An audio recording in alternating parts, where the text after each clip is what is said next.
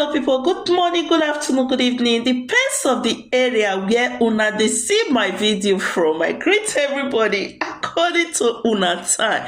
My people, e don burst, e don shele, area don cast.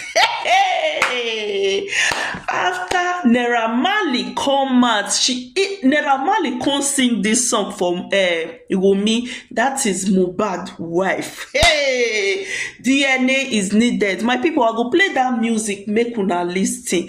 Make she do DNA. To do DNA now, if you are really sure of yourself, say this my pikin, na my husband, na I born her for.